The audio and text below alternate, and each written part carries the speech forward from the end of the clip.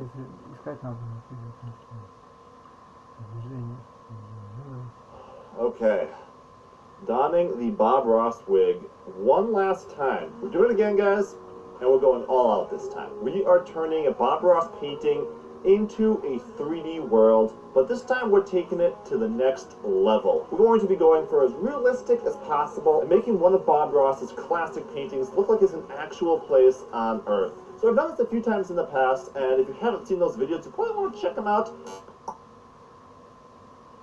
Well, at least 20% of you guys enjoy my content. Anyways, so this time we're going to be following one of Bob Ross's most advanced tutorials, his hour-long special. And I didn't want to cut any corners here. Bob Ross always starts his paintings with a completely blank canvas, and that's what I'm going to be doing here in my 3D software. No using other people's assets or anything. We're going to be creating everything from scratch. So let's turn to Bob Ross real quick and see where he would start on a challenging scene like this. We each see nature through different eyes, and your painting should reflect your visions, your personality. Well, Bob, I think we will be doing just that by adding a whole nother dimension to this scene. Instead of a 2D painting, it's going to be a 3D animation, so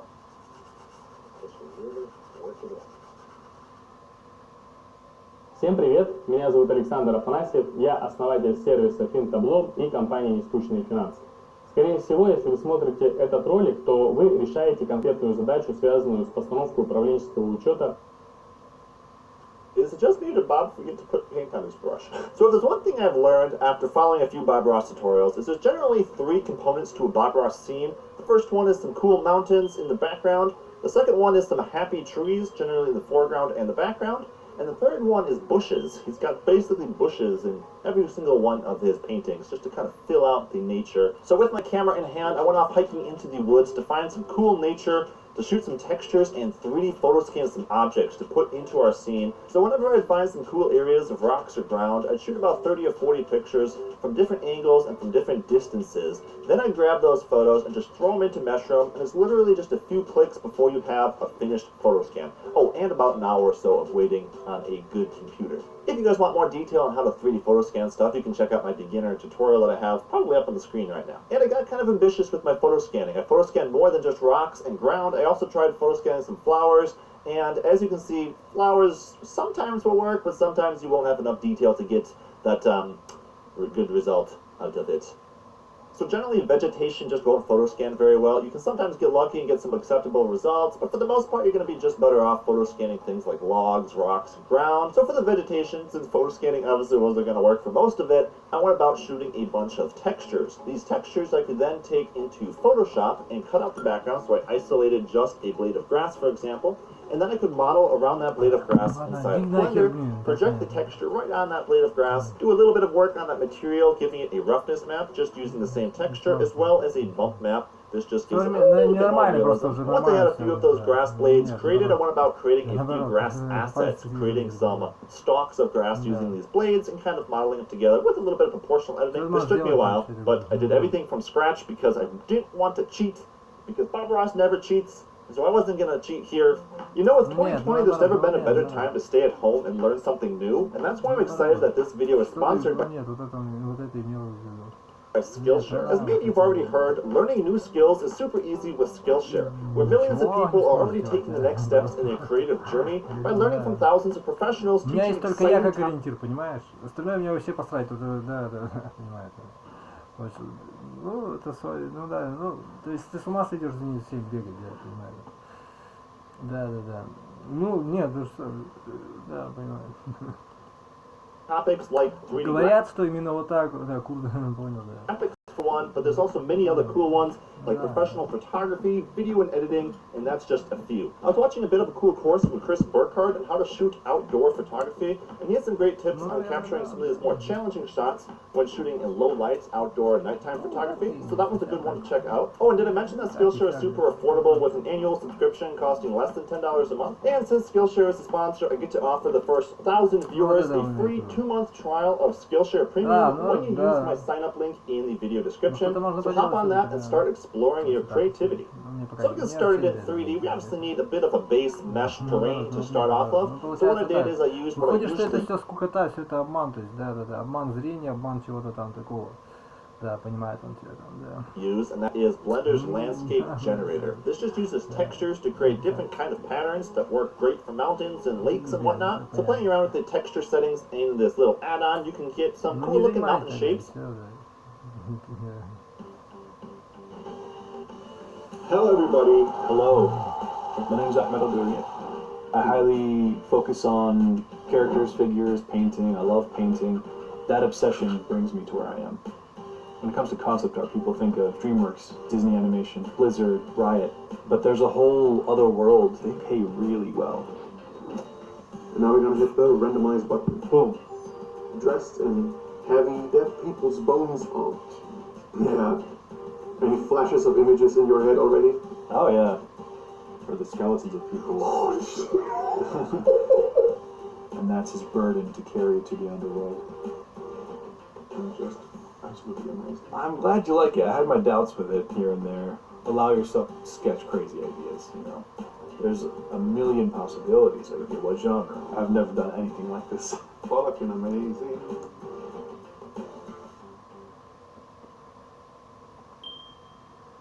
And then for the materials on that mountain, I just used a few different materials, one for snow, one for rock, and one for grass. And then using a simple little node setup to isolate the geometry right along the Z-axis, I could use that as a mask to add in these different textures to get a nice looking pattern of snow, rock, and grass on our mountain. Then it was just a matter of duplicating these mountains and kind of layering them in our scene to give it some depth, generating another random terrain that we can start working off of for some ground. Then I just added a basic water mesh to the scene. Then I needed water material, so this is just a simple water setup that I've used in a few of my tutorials. It just fakes a little bit of a volumetric effect to the water, and then just using two basic noise textures combined together, I use this as a displacement map to add just a little bit of ripples on top of that water. And then animating it is super easy with a mapping node. All you have to do is move the X or Y axis a little bit to move these textures across the plane, and you get an effect of moving water. So now that I had some photo scanned assets and some 3D modeled vegetation, it's time to add it all together with our generated meshes to start forming Bob Ross's scene. So just taking chunks of earth that I 3D photo scanned and dropping them into my scene in different locations, rotations, and scales is actually pretty easy to kind of fill out your scene pretty quickly with some really great looking nature. I mean, you can't beat real life, and that's kind of what photo scanning gives you the option to do. Take a little chunk of earth from something that really exists and put it in something virtual, which is really cool. And then it was basically the same process for trees. You guys have seen me make trees a few times. If you haven't, what are you doing? Go watch some of those tree tutorials out there. You basically create a spindle of a tree in 3D, and then you can take some of these textures that you shot, throw them on a plane, and use them as particles across that tree. And then I found a cool technique. Знаешь, сколько людей работает, как бы, слушай, из этого аппарата. Да, да. Да.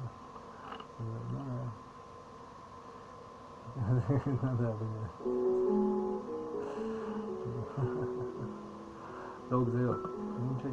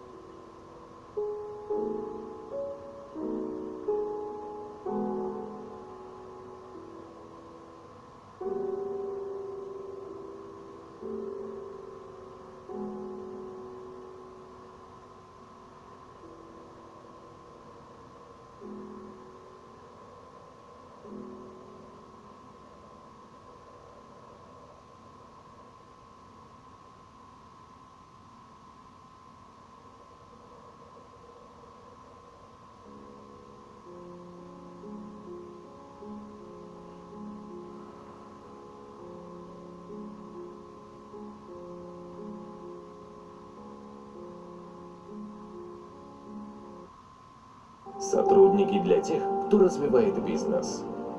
Для тех, кому важна скорость найма.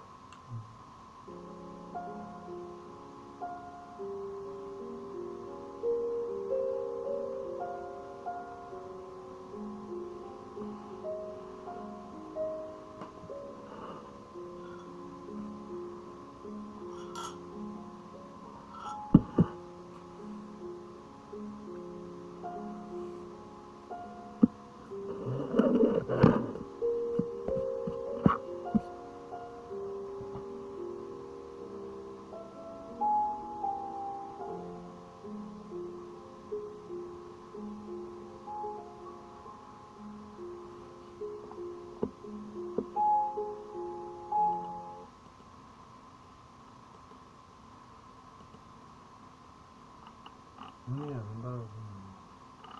Здорово, здорово.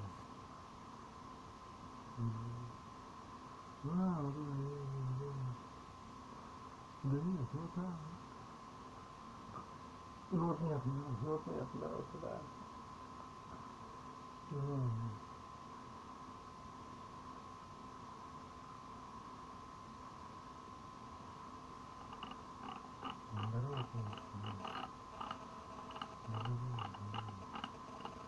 наоборот.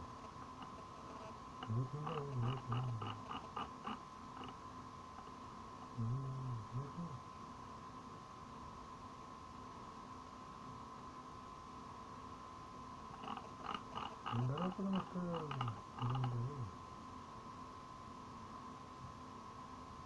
Наоборот.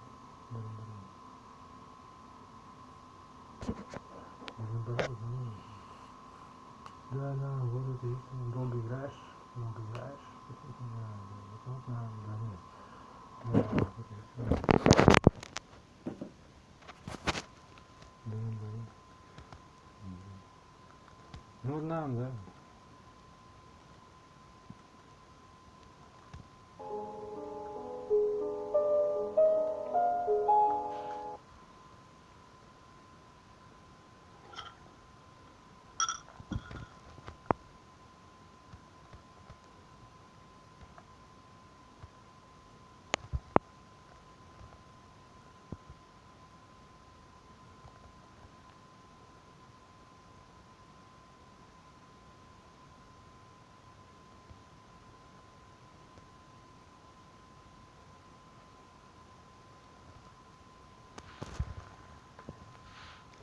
Что это значит? Что это все значит?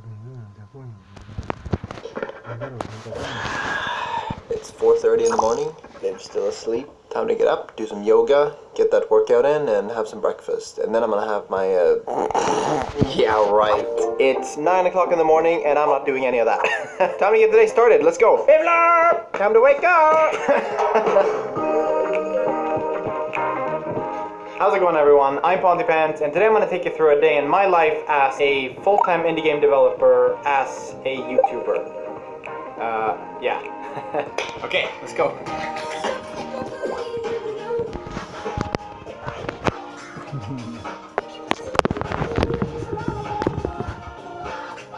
And it's raining, as usual.